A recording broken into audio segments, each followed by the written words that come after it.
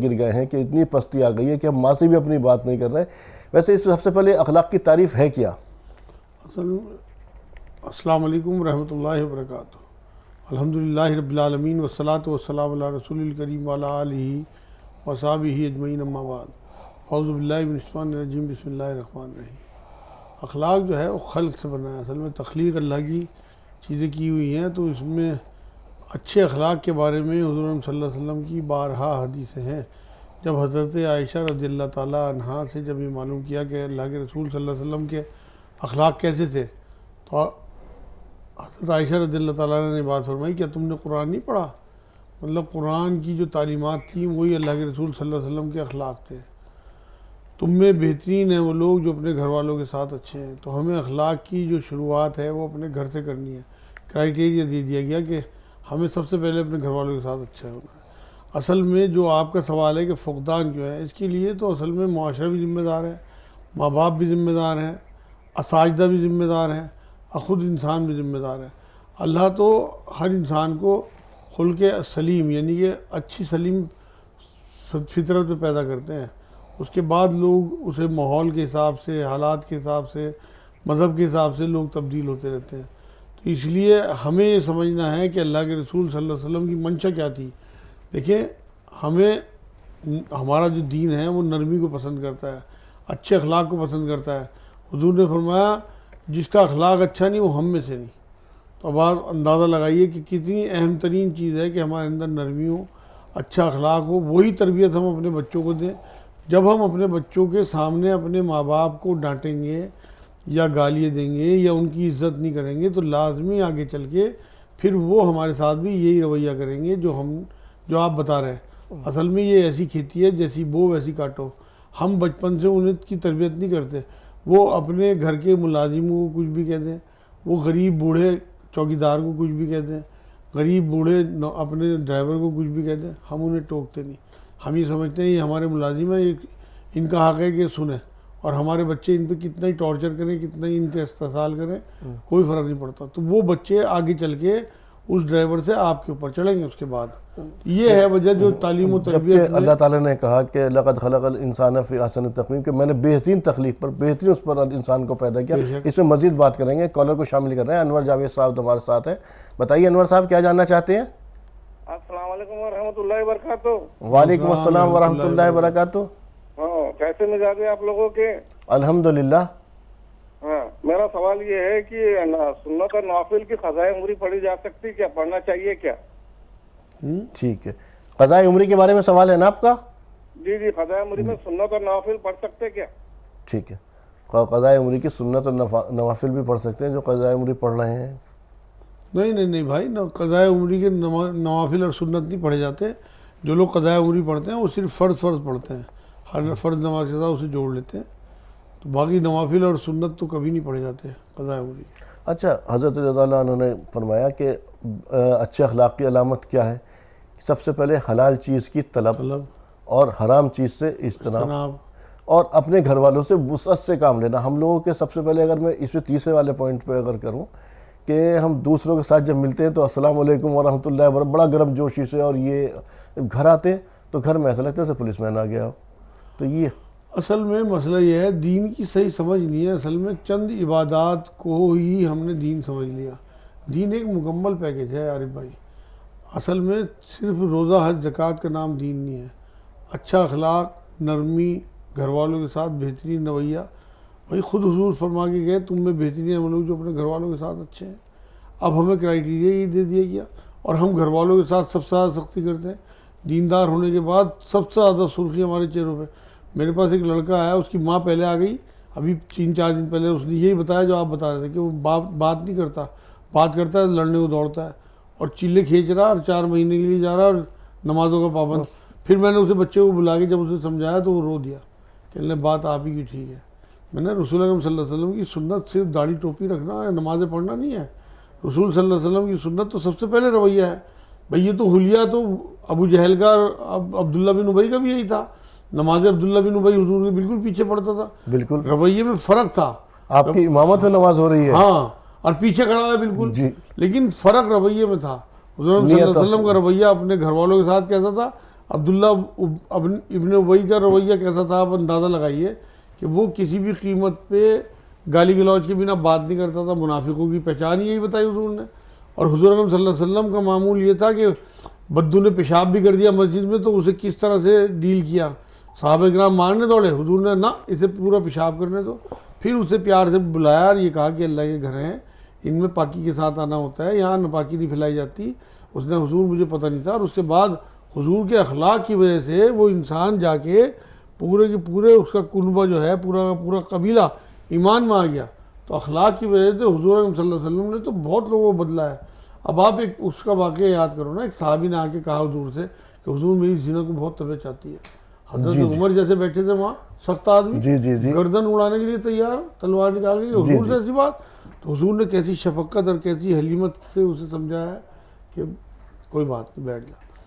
और उसके बाद उससे कहा कि तेरी बहन के साथ अगर कोई ये काम करे तो ये मंजूर होगा कि ना, कि अगर तेरी माँ के साथ करे कि ना, तेरी बेटी के साथ कि ना, तो फिर किस तरह से जो भी कोई औरत होगी जिससे तू ज़िना चाहता है वो किसी की तो बहन बेटी या माँ होगी। और फिर उसके सीने पे हाथ रख के तसल्ली दी, कुछ दम किया उसके ऊपर। उसके बाद आप ये देखिए कि उस इंसान ने ज़िंदगी भर के लिए तो वो क्या था, वो अखलाकी तो था। वो भी आप सल्लल्लाहु अलैहि वसल्लम से सवाल इस तरह का ज़िना करने को दिल चाह रहा, तब उसके बाद हाँ उसके बाद ये बिहेवियर। हाँ, तो ये जो अखलाक था हुजूर अकरम सल्लल्लाहु अलैहि वसल्लम का, इसने बहुत सारे सहाबा को बदला। और फिर उन सहाबा से ईमान को, मतलब इस्लाम को तक़वियत मिली। आप ये देखिए जितनी भी बहुत ज़्यादा फ़रोग मिली हज़रत उमर रज़ियल्लाहु ताला, जो इंसान गर्दन उड़ाने के लिए निकला हुजूर अकरम सल्लल्लाहु अलैहि वसल्लम की, और फिर वो उनका ग़ुलाम बन गया हो, कोई बात तो होगी। तो वो अखलाक जो है, आप ये देखिए कि आप की जो अगर नज़र अच्छी होगी ना तो दुनिया आपको अच्छी लगेगी, और अगर आपकी ज़बान अच्छी होगी तो दुनिया को आप अच्छे लगेंगे। अगर जो आपकी बोल है ना, जो कहते नहीं कि फूल झड़ रहा है मुँह से, आप किसी भी अच्छे बोलने वाले को देखो। आप लखनऊ चले जाओ, वहाँ किसी रिक्शा वाले से बात करके देखना, आप लखनऊ का जो प्रॉपर रिक्शा वाला हो, ये पुरवी उरवी नहीं बल्कि लखनऊ का जो, वो आप जनाब से इस तरह बात करता है कि तबीयत जाती है कि इसे 10 के 20 देता है, इतनी मोहब्बत से बात करेगा।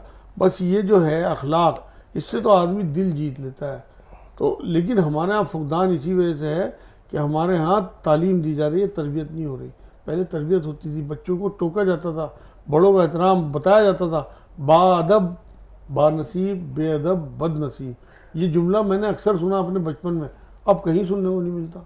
नहीं, जब हम अपने सामने, अपने माँ बाप के साथ, बच्चों के सामने इस तरह से बात कर रहे हैं, हमारी तालीमात ही ऐसी हो गई कि बच्चे से कह दिया, कहते पापा नहीं है घर पे, कोई मिलने के लिए आया, तो बच्चा क्या करेगा आगे चल के? झूठ ही बोलेगा। वो तो ऑब्जर्वर होते हैं बच्चे, तो जैसा ऑब्जर्व करेगा वैसे ही आगे, जैसा इनपुट वैसा आउटपुट। मैं आपको बता चुका, इसलिए अपने बच्चों में इनपुट बेहतरीन, पाकी का, खूबसूरती का और हुस्न वाला, एहसान का मज़हब है इस्लाम, हुस्न का। आप बेहतरीन चीज़ें पहले देखें कि इस्लाम में हुज़ूर सल्लल्लाहु अलैहि वसल्लम क्या क्या चीज़ें बता के गए, हुजूर के अखलाक कैसे थे, वो अखलाक अपने अंदर उतारें, फिर वो आपके बच्चों के अंदर जाए।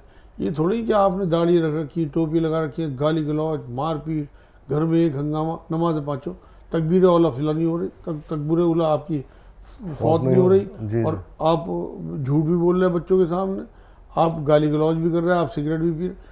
ये सारी वो चीज़ें हैं जो आपके बच्चों में बिगाड़ पैदा करती हैं, फिर आपके वो नुकसान करते हैं जब आप कमज़ोर हो जाते हैं और वो ताकतवर हो जाते हैं। झूठ के बारे में तो है, जब आप सल्लल्लाहु अलैहि वसल्लम मेराज पर गए थे, जो एक शख्स को देखा था कि उसके ये गाल चीर करके इधर से उधर ले जाए थे, इधर से इधर को, तो क्या जब मालूम किया ये कौन शख्स है कि इसको क़यामत तक इसी तरह की सज़ा दी जाती थी, क्योंकि झूठ बोलता था, और इसका झूठ उम्मत में आम हो गया, दुनिया में आम बहुत ज़्यादा है आजकल, वो भी अखलाकी पस्ती का एक नमूना है। ये झूठ और ये तमाम तर चीज़ें जो आ रही हैं, जैसे हज़रत अल्लाह ताला का अनोखा कौल है, पहले मैंने कहा हलाल की तलब, ये इस वक्त तो हमारे उससे तो बिल्कुल ही गायब हो चुकी है, तो बिल्कुल ही फुकदान हो चुका है इस चीज़ का। तो हलाल की तलब कहाँ रहेगी? सिर्फ पैसा आना चाहिए, कोई भी रास्ता हो, दाएँ बायाँ। असल में झूठ को होशियारी समझने लगे ना, और ये यकीन निकल गया कि झूठ से हमारी कमाई हराम हो जाएगी।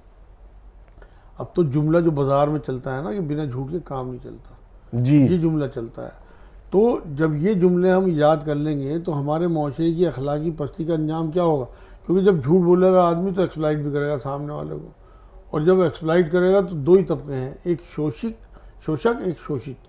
तो हम अगर एक्सप्लाइट करने वालों में अल्लाह के यहाँ गिने गए ना, तो आप यकीन करें तमाम नबियों की आमदी इसलिए हुई थी कि लोगों को इस्तेसाल से बचाया जाए। और अगर हम वाकई उन जालिमों में शुमार हो गए, हम शोषण करने वाले अगर बन गए, तो हम शोषक कहलाएंगे, लोगों को एक्सप्लॉइट करने वाले। तो बहुत अल्लाह को गुस्सा आता है ऐसे लोगों पे जो मासूम लोगों को शोषण करें, उनका मतलब उन्हें एक्सप्लॉइट करें। वो मासूम लोग होते हैं, उन्हें इतना पता नहीं होता। अब आप झूठ बोल के कोई चीज़ किसी को सेल कर रहे हैं, उसे तो मालूम नहीं है, वो तो मासूम है। झूठ बोल के कोई रिश्ता करा रहा है, मान लो कोई लड़के में ऐब है और आप किसी ने पूछा, आपने कहा नहीं जी पाक साहब है, या जॉब उसकी है तो आपकी 20,000 के बच्चे की जॉब और आप उसकी बता रहे 1 लाख की जॉब। ये सारी वो अखलाकी पस्ती की निशानियाँ हैं जो आपने अपने लालच, अपनी खुदगर्जी और धोखेबाजी से लोगों को एक्सप्लॉइट करना शुरू किया। उस वजह से लोगों में अखलाकी पस्ती आती चली गई, क्योंकि लालच बढ़ते गए और अखलाकियात जो है वो कम होती चली गई। आज जो तो आप सल्लल्लाहु कौल है कि मोमिन जो है सब कुछ हो सकता है, चाहे बुखील हो, कुछ भी हो, लेकिन झूठा नहीं हो सकता मोमिन। हाँ, झूठ जो है ना वो गुनाह नहीं है, बल्कि गुनाहों की माँ है झूठ। मतलब इसे झूठ को ये कहा गया कि ये समझ लो एक ईजाद करने वाला है गुनाहों को। एक झूठ 70 गुना के रास्ते खोलता है। तो झूठ जो है उसकी वजह से भी अखलाकी पस्ती माशरे में बहुत ज़्यादा आई है। दूसरी वजह माँ बाप भी हैं कि वो देते नहीं सही मायनों में तरबियत, वो उस तालीम और तरबियत का इंतज़ाम ही नहीं कर रहे। जो अच्छे स्कूल, टॉप के जो स्कूल नाम के हैं ना, वहाँ सबसे ज़्यादा खुराफात देखी जा रही है आजकल। इतने परेशान हैं माँ बाप, मेरे पास आके बताते हैं, मुझे भी यकीन नहीं होता कि वाकई इतनी पस्ती आ चुकी माशरे में। तो जैसा खिलाएंगे ना, हम खिला तो अब खिला ही नहीं रहे वो हलाल चीज़ उसे। हाँ, ये तो हुजूर की हदीस है, तेरे पेट में अगर हराम का लुकमा होगा और गले में हराम की कमीज होगी तो अल्लाह को तेरी दुआओं से क्या लेना देना, तेरी इबादत से। तो हम कितनी इबादतें कर लें, अगर हम अपने बच्चों के पेट में आग भर रहे हैं तो वो आग के काबिल है। ये तो पूरा ये हदीस भी है कि एक कोई आदमी कितना भी चाहे, कितना भी करते गुरबार में ढूंढा, पैदल चल के आए कि इस तरह से खाने का आके दुआ करे, लेकिन दुआएं करता रहे, कितने दुआएं करता रहे, उलझे बाल, गर्द आलूद कपड़े जी, और पेट में अगर हराम का लुकमा है तो कोई दुआ कबूल। जब बैतुल्ला में दुआ कबूल नहीं होगी तो और कैसे होगी? कैसे हो जाएगी बैतुल्ला में दुआ? बैतुल्ला कौन क्या चीज़ है? पाक अल्लाह का पाक घर जी, वहाँ पाक ही लोग तो पहुँचेंगे, उन्हीं की तो दुआ कबूल होगी। पाक अल्लाह के पाक घर में पाकी के साथ, आप पाक कमाई के साथ अगर उम्रा या हज करने जाओगे तो आपकी पाक अल्लाह कबूल करेगा। तो हम तो नापाक कमाइयों से तो उम्र हज करने जा रहे, तो पेट में हराम का स्पॉट सा बना दिया इस वक्त हमने उसको। वो तो हुजूर ने फरमाया कि आखिरी ज़माने में लोग हज और उम्रा तफरीह के उससे करेंगे, हदीस पाक है। तो आखिरी ज़माना चल रहा है, आप बेफिक्र रहो। अच्छा, हराम से इज्तनाब की बात हुई कि हज़रत ने फरमाया ना, बताया दूसरा कि हराम से इज्तनाब करे, हराम से बचे।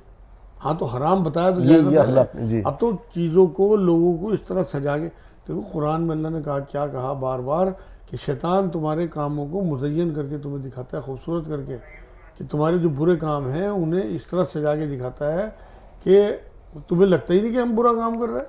इस वाले मुद्दे पे और बात करेंगे, कॉलर को शामिल कर रहे हैं। अयूब साहब है हमारे साथ, बताएं क्या जानना चाहते हैं? अस्सलाम वालेकुम भैया। जी बताइए। मेरा एक सवाल था मुफ्ती साहब से। जी, जो हमारे घर में फैमिली में ज़रा वो हो रहा, सवाल दोहराइए। हमारे फैमिली में लफड़ा हो जा रहा, लड़ाई हो जा रहा, उसके लिए दुआ चाहिए हमको। दुआ में झगड़ा हो गया। हाँ, तो दुआ तो हम मशलरा और रहबर ज़िंदगी में करते हैं, उस वक्त आप कॉल कीजिएगा। सबरीन साहिबा को शामिल कर रहे हैं, बताएं क्या जानना चाहती हैं सबरीन साहिबा? अस्सलाम वालेकुम। वालेकुम अस्सलाम वरहमतुल्लाहि वबरकातुहू। ये दुरूद तंजीना है, कोई सी भी हालत में और कभी भी पढ़ सकते हैं क्या? ठीक है, और कोई सवाल? दुरूद तंजीना जो है वो अय्याम मखसूस अय्याम जो होते हैं क्या उस हालत में बिल्कुल पढ़ सकते हैं। दुआ की नियत से ज़बान पाक होती है, सिर्फ कलाम पाक को नहीं छूना, बाकी आप तमाम चीज़ें, दुआएं जो भी आपको याद हों, और कुरान भी जो आपको दुआ की शक्ल में याद हो, उससे ही पढ़ने की इजाज़त है। दुआ की शक्ल में? दुआ की शक्ल, जी। अच्छा मेरा साहब, फिर अपने उधर ही लौट आए कि मैंने क्या हराम से इज्तनाब करें। अब बच्चों को हम, हमारी तरबियत हो रही इस नहज पर कि हम उसे हलाल हराम की बजाय सबसे पहले तो कॉन्वेंट की तैयारी या दुनिया की तो तैयारी करानी शुरू कर देते हैं हम उसे। हलाल और हराम से बताते कब हैं उसे? हमें ही नहीं पता होता, असल तो हमारी तरबियत नहीं हुई होती। असल में तो इल्म सीखना फ़र्ज़ है। अब ये तो कह दिया हुज़ूर अकरम सल्लल्लाहु अलैहि वसल्लम ने इस हदीस पाक में।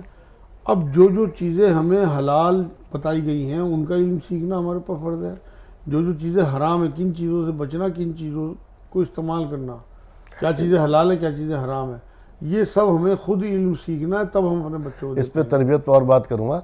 एक कॉलर को शामिल कर रहे हैं, रज़िया साहिबा हमारे साथ हैं। बताएं क्या जानना चाहती हैं? रज़िया साहिबा क्या जानना चाहती हैं? अपना सवाल बयान कीजिए। रज़िया, हमारी आवाज़ मिल रही है आपको? मेरा सवाल ये है कि क्या रूम हिंदू को भाड़े पे दे सकते हैं? क्या, पहले तो टीवी की आवाज़ बंद कीजिए, फिर सवाल दोहराइए। अस्सलाम वालेकुम। वालेकुम सलाम जी। मेरा सवाल ये है कि क्या हिंदू को रूम भाड़े पे दे सकते हैं? क्या दे सकते हैं? मतलब रूम है जैसे हमारा खुद का ठीक रूम है, ठीक है, अपना घर वगैरह कोई किराए वगैरह पे क्या नॉन मुस्लिम को दे सकते हैं? ये बहन, अगर आपको ज़रूरत हो तो आप ले सकती हो, नहीं ले सकती हो। हम सब बहन भाई हैं। मज़हब का हिसाब, अकीदे का हिसाब अल्लाह के यहाँ होगा। जब अल्लाह फ़र्क नहीं करता तो हमें किसी भी कीमत पे कोई फ़र्क नहीं करना। अगर हर कम्युनिटी में अच्छे और बुरे सब लोग हैं, अगर वो लोग शरीफ और अच्छे लोग हैं तो बिल्कुल आप दो, और बुरे अगर ख़राब लोग मुसलमान भी उन्हें भी ना दो, क्योंकि उनसे अपनी ज़िंदगी ख़राब करनी है। अच्छे लोग किसी भी मज़हब के हों अच्छे होते हैं, बुरे लोग किसी भी मज़हब के हों बुरे होते हैं। तो आपको ये नहीं देखना, बल्कि अल्लाह की तरफ से तमाम लोगों के लिए अपना दिल खुला रखना। उधर ही लौट रहे हैं अपने मौजू की तरफ कि इन सब चीज़ों, हमारे अखलाक के अंदर हमारी तरबियत का कितना रोल है? बहुत बड़ा रोल है। असल तो सारा रोल ही तरबियत का है। जो हमारे असातिज़ा हैं या हमारे माँ बाप हैं, अगर बचपन से इस पे ध्यान दें और हमें दीन की तालीमात और बताएं कि हुजूर किस तरह से बताया गया। आप ये देखिए, एक कुरान में सूरह कलम है, उसकी 4 नंबर आयत में अल्लाह ने ये बात फरमाई है नबी को अपने, कि बेशक आप बहुत बेहतर उम्दा अखलाक पे हैं। खुद हुज़ूर सल्लल्लाहु अलैहि वसल्लम की एक हदीस पाक है, तुम में बेहतरीन है वो लोग जिनके अखलाक अच्छे हैं। जी, क्राइटेरिया दे दिया बेहतरीन होने का। तो अब जिसे बेहतरीन बनना है शौक़ हो, वो अपने अंदर नरमी लाए। अगर सख्ती है भी, उसे धीरे धीरे कम करना शुरू करे। गुस्सा जो है ना, वो ऐसी होशियार चीज़ है, ये आपको बदमाशी की तरफ लेके जाती है, ये आपको एक्सप्लॉइटेशन की तरफ लेके जाती है, हमेशा कमज़ोरों पे।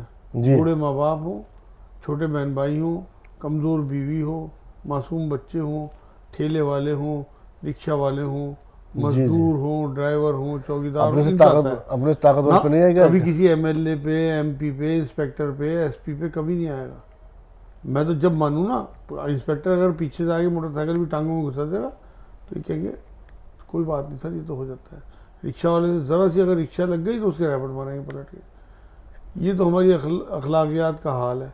भाई आप अगर गुस्से वाले हो, सबके लिए बराबर होकर दिखाओ ना। आपको गुस्सा अगर आ रहा है, आप इंस्पेक्टर के रैपट तो मार के दिखाओ, वो आपकी खाल उतार लेगा। लेकिन ये गुस्सा इतनी होशियार चीज़ है, ये हमारे अखलाक को ख़त्म कर देता है बिल्कुल। जो हुज़ूर सल्लल्लाहु अलैहि वसल्लम की तालीमात हैं, अगर हम उन्हें इस्तेमाल करें, गुस्से के मामले में हुज़ूर को भी गुस्सा आता, तमतमा जाता है चेहरा, सुर्ख हो जाता है, पी लेते थे। जी, गलत बात पे भी गुस्सा आना ईमान है, मगर हुजूर करते तो कभी नहीं थे, पी लेते थे। हाँ, गुस्सा आना भी ईमान की निशानी है। हाँ। और मजीद बात करूंगा, एक कॉलर को शामिल कर रहे हैं। खदीजा साहिबा हमारे साथ है, बताएं क्या जानना चाहती हैं? अस्सलाम वालेकुम। वालेकुम अस्सलाम व रहमतुल्लाहि व बरकातुहू। जी, अभी जैसा कि आपका ये टॉपिक चल रहा है, उससे रिलेटेड मेरा सवाल है कि अभी हजरत बयान फरमा रहे थे कि हमें हलाल और हराम का इल्म हासिल करना जरूरी है ताकि हम उस हिसाब से अपनी रोजी पास कर सकें। जी। लेकिन आज हमारे समाज में हम ये देख रहे हैं कि लोग अगर परेशान हैं रोजी की वजह से या बीमारी की या किसी और वजह से, तो लोग बस परेशानियों को दूर करने की फिक्र में रहते हैं, तरह से हमारी परेशानियां दूर हो जाए। लेकिन अगर कोई उन्हें दीन की तरफ रग़बत दिलाता है या कोई मसला बताता है कि आपने वुज़ू ठीक नहीं किया या हमारा दीन इस बारे में ये कहता है, ऐसा करना नापसंदीदा है हमारे दीन में, तो लोग को सुनना ही पसंद नहीं करते हैं, अमल करना बहुत की बात है। यहाँ तक कि हज और उम्रा किए हुए हैं लोग, वो बस ये चाहते हैं पैसा आ जाए चाहे जैसे भी हो, और हलाल और हराम की कोई तमीज नहीं सीखना चाहते। ऐसा लगता है कि दीन से कोई लेना देना ही नहीं है, सिर्फ अल्लाह पाक हमारे काम बनाता जाए। इसके बारे में मौलाना साहब, हजरत साहब बयान फरमाएं। ठीक है। हाँ बिल्कुल, आपकी फिक्र दुरुस्त है मेरी बहन। असल में तो बात यही है कि हमें जब तक आखिरत का पक्का यकीन और भरोसा नहीं होगा, तब तक हमारे अंदर ये चीज़ें नहीं आ सकती। हम जो हराम और हलाल भूल चुके, उसकी वजह यही है कि हम क़यामत को, आखिरत को, हिसाब किताब को ही भूल चुके। हमारा ईमान ही मुकम्मल नहीं होता जब तक कि हमारे अंदर ये सारी चीज़ें ना आएँ जो आप बता रही हैं। असल में इस टाइम जो फुकदान है ना अखलाकियात का, उसकी एक वजह ये भी है कि हमें इस्लाम सुनाया जा रहा है, दिखाया नहीं जा रहा। हमारे जो बड़े हैं अगर वो हमें इस्लाम दिखाते तो हमें उसमें बचपन से दिलचस्पी होती। अब जब हम देखते हैं कि लोग जो है बेबहरा हो रहे हैं, कोशिश भी करें सुनाने की, बचपन से उनकी तरबियत हुई भी नहीं होती तो वो फिर भागते हैं, वो इस तरफ भागते हैं जो अल्लाह ने, देखो जी वो जो हदीस पाक है ना कि दोज़ख को सजा दिया था और जिब्राइल अलैहिस्सलाम से कहा था फरिश्तों देख के आओ, तो उन्होंने अल्लाह तूने तो ऐसी चीज़ बना दी शायद ही कोई बचे जाने से। तो ये है मामला। तो आसान नहीं है जन्नत, जितनी बड़ी चीज़ है जन्नत उसको अल्लाह रब्बुल इज़्ज़त ने उतना मुश्किल भी कर रखा।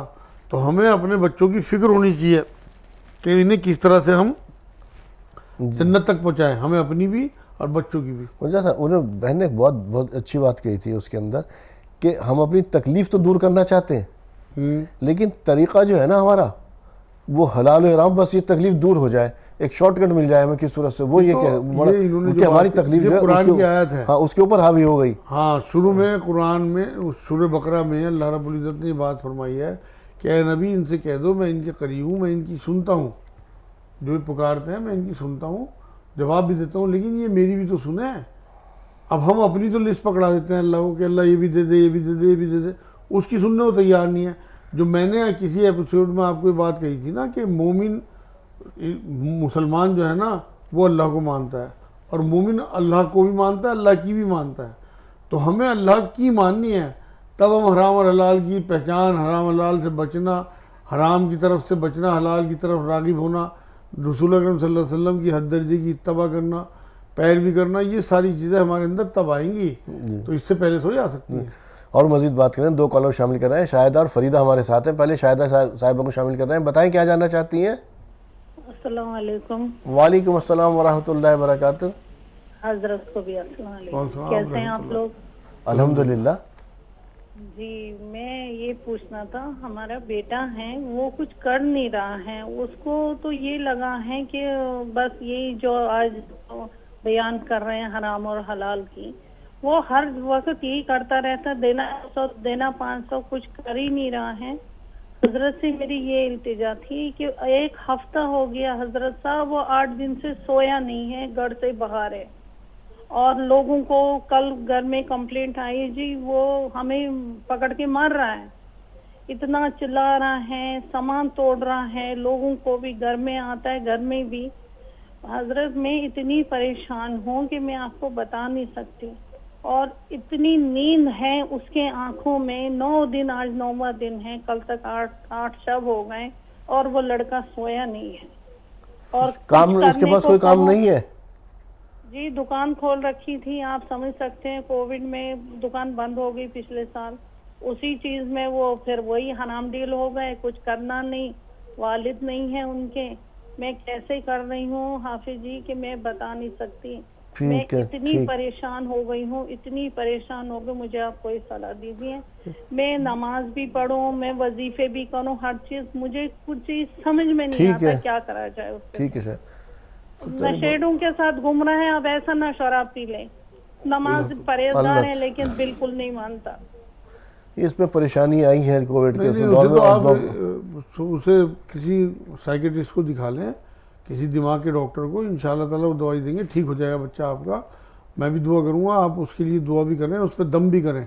जब वो सोता हो 21 बार या शहीद पढ़ के सिराने खड़े होकर उसके ऊपर दम करें, और 21 बार सूरह इखलास पढ़ के पायतियों खड़े होकर 3-3 बार दुरूद शरीफ पढ़ के उसके पैरों की तरफ खड़े होकर दम करें, और 1 आंवले का मुरब्बा उसे रात में देना शुरू करें। डॉक्टर को दिखाएं। असल तो बात यह है कि उसे साइकेट्रिस्ट की ज़रूरत है, वो दिमाग की दवाई देगा और उसे नींद आएगी, तो उससे इंशाल्लाह उसे बहुत सुकून होगा। एक और कॉल शामिल कराएं। फरीदा साहिबा, बताएं क्या जानना चाहती हैं। अस्सलाम वालेकुम। वालेकुम अस्सलाम व रहमतुल्लाहि व बरकातुहू। जी, मेरा एक सवाल है। मैं ये पूछ चाहती हूँ कि हमारी अम्मी अपने माँ बाप से मिला है और अपने एक दामाद से भी बात नहीं करती, उनसे भी बिना मिले हज की, तो क्या उनकी हज हो गई? आपकी अम्मी किससे बात नहीं की? एक तो आपसे बात नहीं करती और किससे बात नहीं करती? माँ बाप से। अपने माँ बाप से, और हमारे उनका जो एक दामाद है उनसे भी बात नहीं करती है, उनसे बिना मिले ही चली गई हज करने के लिए। ये सब चीज़ तो हम बात कर रहे थे मुझे साहब। हाँ हाँ, तो बेटे हज तो उनका हो गया, जो उन्होंने कतई ताल्लुक़ कर रखा उसका गुनाह अलग मिलेगा, हज का सवाब अलग मिलेगा।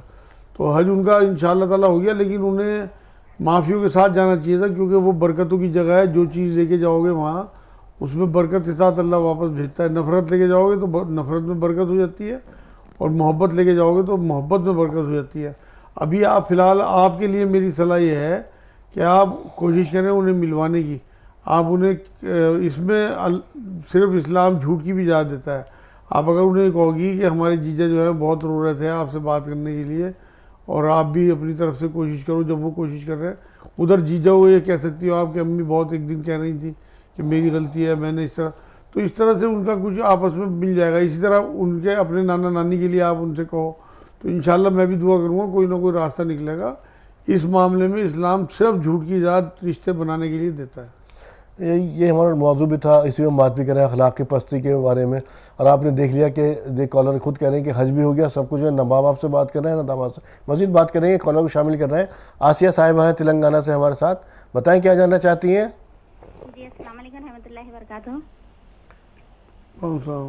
जी बताइए। जी मेरे दो सवाल है। मेरे शौहर क्या है सो गाड़ी पे फाइनेंस लिए थे 1.5 लाख रुपए। अब ये 2 साल से हम खा रहे, ये सूद का ही है ना, जरा मेरे शौहर को बोलिए थोड़ी देर से। और क्या बोलते सो मेरे शौहर थोड़ा झूठ भी बोलते, वो झूठ भी नहीं बोलना है, और हर एक के साथ अखलाक से पेश आना बोल के, ये 2 बातें अच्छी तरीके से समझा दीजिए उनको। ये आपने पहले क्या बताया, 1.5 लाख रुपया उन्होंने लिया था गाड़ी पर लोन, क्या? हाँ लोन लिए थे उन्होंने, सूद का खाने का है क्या?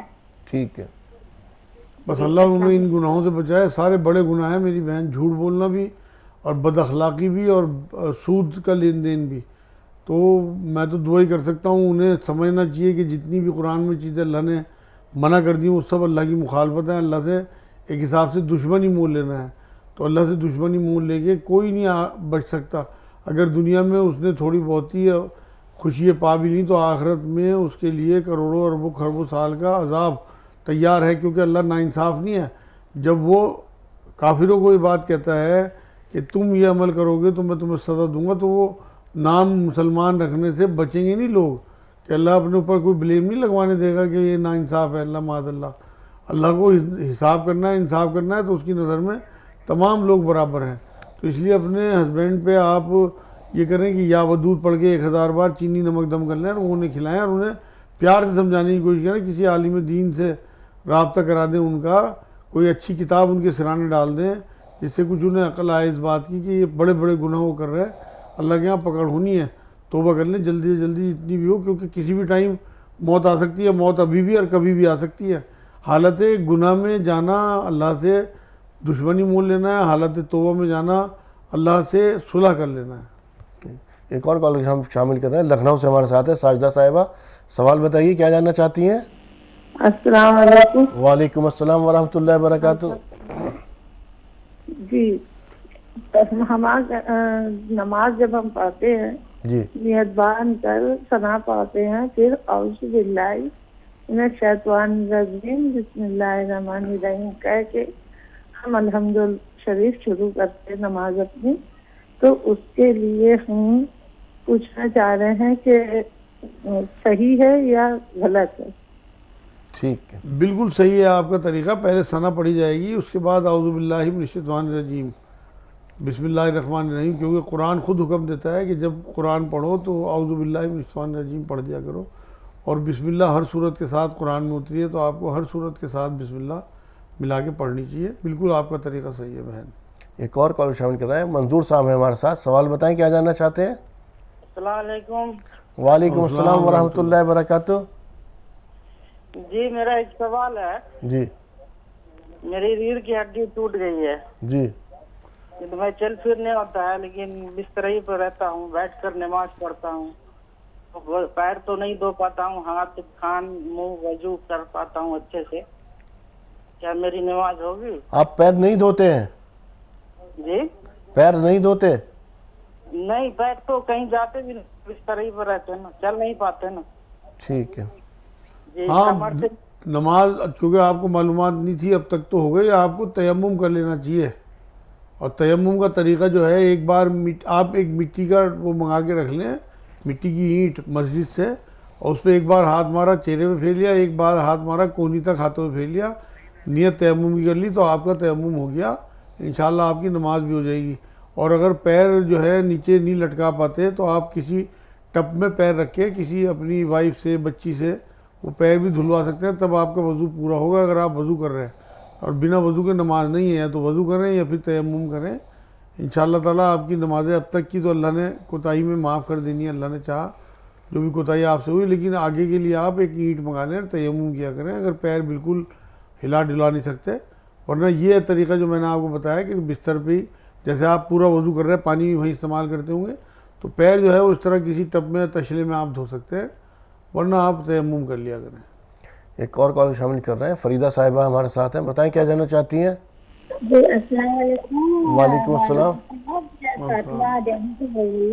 सर आजकल हमने बहुत ज़्यादा इमाम मेहदी अलैहिस्सलाम का तज़किरा है कि वो रसूल पाक की आल में से हैं, और लेकिन इनके बारे में ज़रा कुछ जानना चाहते हैं, इनके सजरे के बारे में, और क्या कैसे आएंगे, क्या होगा, किस तरह से ये मुसलमानों के रहबर बनेंगे, इसके बारे में ज़रा वजाहत करेंगे, इनके सजरे के बारे में। बहुत बहुत शुक्रिया, सलामत रहें, अस्सलाम वालेकुम। इसके बारे में हज़रत ईसा अलैहिस्सलाम के बारे में। ईसा अलैहिस्सलाम, हाँ, हुज़ूर सल्लल्लाहु अलैहि वसल्लम की उम्मत में आएंगे, सल्लल्लाहु अलैहि वसल्लम, और तमाम नबी जो हैं वो आपस में भाई भाई भी हैं। हुज़ूर सल्लल्लाहु अलैहि वसल्लम ने ये बात फरमाई कि मेरे भाई ईसा की बिशारत हूँ मैं, तो हुज़ूर भाई उस नियत से कहते थे कि तमाम अंबिया एक ही फ़राइज़ के लेके आए थे, अल्लाह की तरफ से नुमाइंदे थे अल्लाह के। हुज़ूर सल्लल्लाहु अलैहि वसल्लम की नसब में से नहीं थे, ना नसब में होंगे, बल्कि उम्मती की शक्ल में आएंगे, और उसके बाद फिर दीन का बोलबाला होगा उनके ज़रिए, अल्लाह करेंगे बोलबाला। उसके बाद फिर वो बिल्कुल इंसानों वाली डेथ उनकी होगी जैसे आम इंसानों को मिलती है। तो ये सब कुरान बताता है कि फ़िलहाल उन्हें जिस्म, रूह और बदन के साथ और जान के साथ उठा लिया गया, और इसी तीनों चीज़ों के साथ उन्हें वापस भेजा जाएगा हुजूर की उम्मत में, और वो टाइम क़यामत से पहले पहले होना है। जी नाज़रीन, आज हमने जाना अखलाक की पस्ती के बारे में, या उम्मत के अंदर अखलाक का फुक़दान क्यों है। अपने घरों में अखलाक को कायम कीजिए। इस्लाम जो है अखलाक से ही फैला है, और आप सल्लल्लाहु अलैहि वसल्लम ने फरमाया कि जो अगर कोई शख्स सच्चा हो और वो अब झगड़ा छोड़ दे तो उसके लिए जन्नत की ज़मानत मैं देता हूँ।